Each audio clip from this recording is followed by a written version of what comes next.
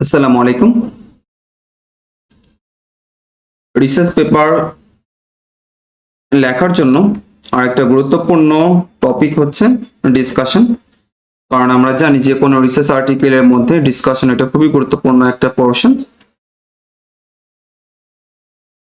আর এই ডিসকাশন লিখতে হলে অনেকগুলো বিষয়কে মাথায় রাখতে হয়। এই প্রত্যেকটা বিষয় যদি ডিসকাশনের মধ্যে থাকে তাহলে খুব ভালো একটা ডিসকাশন কিন্তু আপনি লিখতে পারবেন। আর আজকে স্টেপ বাই স্টেপ আমি দেখানোর ট্রাই করব কি করে একটা ডিসকাশন আপনি লিখবেন। প্রথমে শুরু করতে হবে begin with a summer of finding, অর্থাৎ আপনি যে রিসার্চটা করেছেন ওইটার যে ফাইন্ডিং আছে ওই ফাইন্ডিংটা নিয়ে আপনি কথা বলবেন। আর যে স্টাডি করেছেন ওইটার যে সামারিটা আপনি করবেন, যে রেজাল্টটা পেয়েছেন এটা। এক্ষেত্রে কোনো রিপিটেশন করা দরকার নেই, অর্থাৎ আপনি যেটা আগে একবার বলেছেন ওইটা ওরকম করে বলার দরকার নেই, বাট যে ফাইন্ডিংটা পেয়েছেন ওইটা আপনি সামারি করে একটু বলে দিবেন আর কি প্রথমের দিকে। এরপর ইন্টারপ্রিট ইউর রেজাল্ট, যে রেজাল্টটা পেয়েছেন এই রেজাল্টটা একটু বলবেন, পাশাপাশি একটু ব্যাখ্যা করে বুঝাবেন যে আপনি যে রেজাল্টটা পেয়েছেন এই রেজাল্টটার কোনটার মানে কি এটা। এরপর হচ্ছে রিলেট উইথ এক্সিস্টিং লিটারেচার, যে রেজাল্ট আপনি মাত্র পেলেন বা লিখলেন এই রেজাল্টটার সাথে প্রিভিয়াস যে রিসার্চ গুলো হয়েছে ওই প্রিভিয়াস পেপারের যে রেজাল্ট আছে ওইটার সাথে কোনো মিল আছে কিনা, বা এক্সিস্টিং যে লিটারেচার আছে আপনি যে বিষয়ের উপর রিসার্চ করেছেন ওই বিষয়ের উপর আগেও তো অনেকে রিসার্চ করেছে, অনেক পেপার পাবলিশ হয়েছে অনেকের, তো তাদের ওই পেপারের সাথে আপনার পেপারের একটা মিল করানো, এনগেজ করানো, রিলেট করানো, এটা করতে হবে। এরপর আপনি এখানে বেশ কয়েকটা বিষয় হাইলাইট করতে পারেন, যেমন প্রিভিয়াস যে পেপার পাবলিশ হয়েছে ওইটার সাথে আপনার এটার একটা লিঙ্ক করানো, মানে রিলেটেড সম্পর্ক করা। এরপর কোনো যদি পার্থক্য থাকে প্রিভিয়াস যে কাজ হয়েছে আপনার যে রিসার্চ হয়েছে এটার মধ্যে কোন কোন বিষয় সিমিলারিটি আছে, কোন কোন বিষয় পার্থক্য আছে, বা এখানে কোনো কন্ট্রাডিকশন আছে কিনা, এই ধরনের বিভিন্ন জিনিস বা টপিক নিয়ে কথা বলবেন। এরপর ডিসকাস ম্যাথোডোলজিক্যাল কনসিডারেশন, অর্থাৎ আপনি যে মেথডে কাজ করেছেন ওই মেথড নিয়ে কিছু কথাবার্তা বলা, যেমন আপনি কোন বিষয়ে কাজ করেছেন, এটা কোয়ালিটেটিভ নাকি কোয়ান্টিটেটিভ, নাকি দুইটার মিক্সড, এটা ইন ভিট্রো ইন ভিভো নাকি ইন সিলিকো, বা এখানে অন্য যদি কোনো মেথডে কাজ করেন এটা কি ওয়েস্টার্ন ব্লটিং না কোন মেথডে আপনি কাজ করেছেন, এই বিষয়গুলো নিয়ে একটু বলা।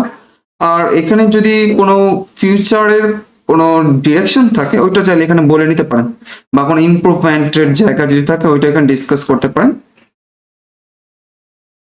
এরপর address unexpected or contradictory result or study limitation, অর্থাৎ আপনি যে রিসার্চ করেছেন রিসার্চের মধ্যে কোনো লিমিটেশন আছে কিনা, যেটা কিন্তু আমরা এর আগে বলেছি রেজাল্ট পোর্শনে, অর্থাৎ কোনো লিমিটেশন আছে কিনা, যদি লিমিটেশন থাকে তাহলে কিন্তু আপনি এখানে এটা বলে দিবেন যে আমরা যে রিসার্চের কাজটা করেছি এটার মধ্যে এই লিমিটেশন আছে বা এই রিসার্চ গ্যাপ আছে, আপনারা চাইলে পরবর্তীতে এই বিষয়গুলো নিয়ে কিন্তু কাজ করতে পারেন।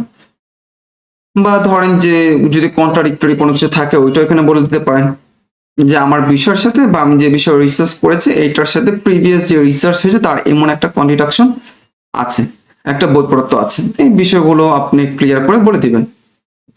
বা যদি কোনো একটা প্রবলেম যদি সলভ করে থাকেন, কোনো একটা কন্ট্রাডিক্টরি যদি থাকে ওইটা যদি আপনি রিসার্চের মাধ্যমে সলভ করে থাকেন তাহলে এটা আপনি এখানে বলতে পারেন, বা অ্যাড্রেস করতে পারেন আনএক্সপেক্টেড কোনো কিছু। এরপর কনসিডার করতে পারেন আপনি অল্টারনেটিভ এক্সপ্লানেশন, ভিন্ন যদি কোনো এক্সপ্লানেশন থাকে, তারপর যদি আপনার যে কাজটা করেছেন এটার যদি কোনো ইম্প্যাক্ট থাকে, পজিটিভ ইম্প্যাক্ট বা হতে পারে নেগেটিভ ইম্প্যাক্ট, যেটা এই বিষয়টা নিয়ে একটু কথা বলবেন। আর আর হচ্ছে আপনার যে যে ফ্যাক্টর গুলো নিয়ে আপনি মেনলি কাজ করেছেন ওগুলো চাইলে এখানে মেনশন করে দিতে পারেন। এরপর এক্সপ্লোর থিওরিটিক্যাল ইমপ্লিকেশন, অর্থাৎ থিওরিটিক্যাল ইমপ্লিকেশনটা করা, অর্থাৎ যে রেজাল্ট আপনি পেয়েছেন রেজাল্ট নিয়ে কথা বলবেন। এরপর কোনো চ্যালেঞ্জিং আছে কিনা, চ্যালেঞ্জ নিয়ে কথা বলবেন, ওই চ্যালেঞ্জটাকে আপনি সলভ করছেন কিনা এটা নিয়ে কথা বলতে পারেন, এরকম আর কি।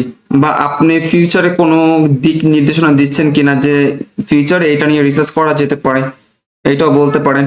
অর্থাৎ একটা থিওরিটিক্যাল এক্সপ্লোর করা এখানে, বা কোনো ইম্পর্টেন্স আছে কিনা, বা আপনার রিসার্চের কাজ কোন কোন ক্ষেত্রে ইম্পর্টেন্স দেখিয়েছে বা ইম্পর্টেন্স আছে, কোন কোন বিষয়গুলোকে কভার করেছে, এই বিষয়গুলো নিয়ে কথা বলা।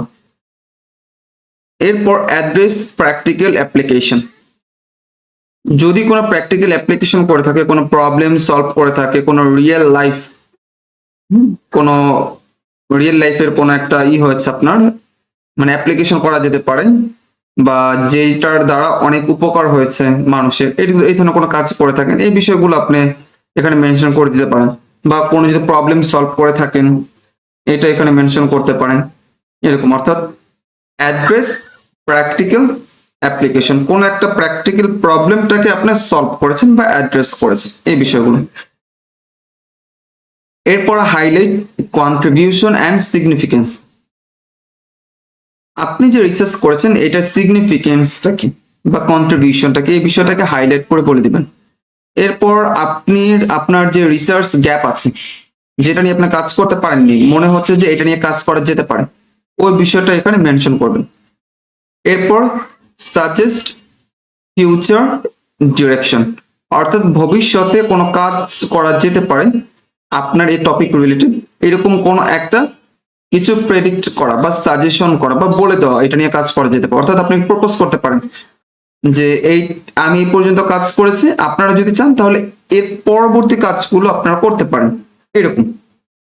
আর একদম ফাইনালি হচ্ছে কনক্লুশন পার্ট, যেটা আমরা সবসময় বলি, এটার মেইন রিজনটা হচ্ছে পুরো ডিসকাশন আপনি যা বলেছেন তার একটা সামারি করা 2 3 4 5 লাইনের মধ্যে, আর এর থেকে বেশি কম হতে পারে, এটা অ্যাকচুয়ালি ডিপেন্ড করে।